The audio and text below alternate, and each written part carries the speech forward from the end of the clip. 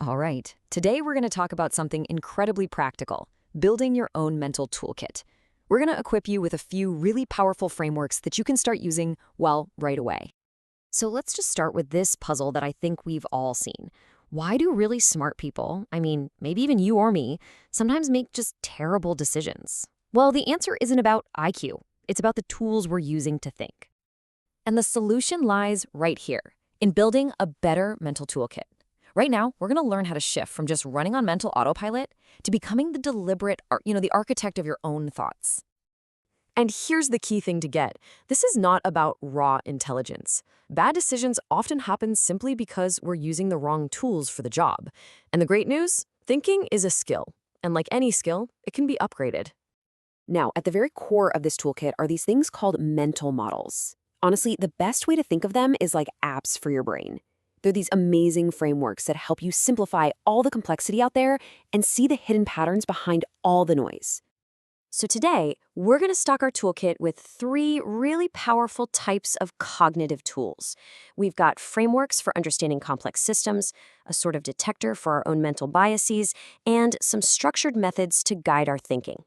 Let's get right into the first one. Okay, our first tool is all about helping us think in systems. This is a big one.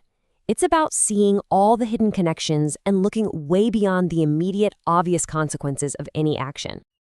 And the specific model we're going to look at here is, well, it's a personal favorite of mine, second-order effects. It sounds kind of fancy, but it's really just the profound but simple act of thinking about the consequences of the consequences.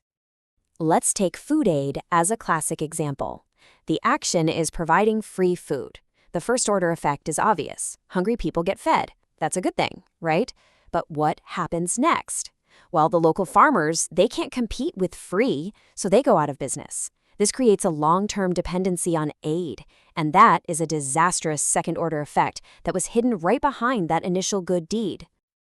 So the takeaway here is to train yourself to ask one simple question before any big decision. And then what? Just that phrase. It forces you to look beyond the immediate result and see the ripples you're about to create. Now for our next tool. We're not looking for a map that leads directly to success. Instead, what we really need is a compass to help us avoid disaster. This tool is called inversion, and it's pretty much exactly what it sounds like. Instead of focusing only on what to do, you flip the problem completely on its head, and you start thinking about what not to do. We usually start by asking a question like this, right? We're focusing on all the positive actions we need to take. And it's a good question, but it's really only half the picture. But just watch what happens when we invert it. What if we asked, how could I guarantee my career will be a failure? Suddenly, the path to avoid becomes incredibly, blindingly clear.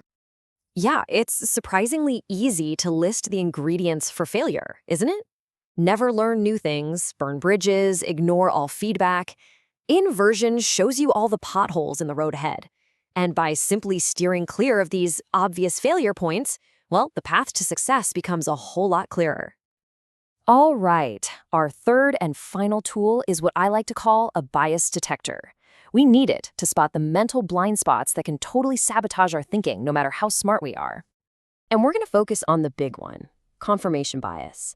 This is our brain's natural tendency to basically act like a lawyer for our existing beliefs, always finding evidence that supports our case while conveniently ignoring anything that contradicts it.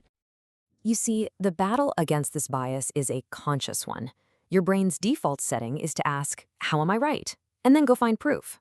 The antidote is to force yourself to ask a much harder question. What evidence would prove me wrong? And here's the key practice. Don't just be open-minded. You need to actively argue against your own position. I mean, really try to defeat your own best ideas. You have to become your own best critic. Okay, so learning about all these tools is one thing, but they're absolutely useless if they just sit in the box. A tool is only useful if you actually pick it up and start using it.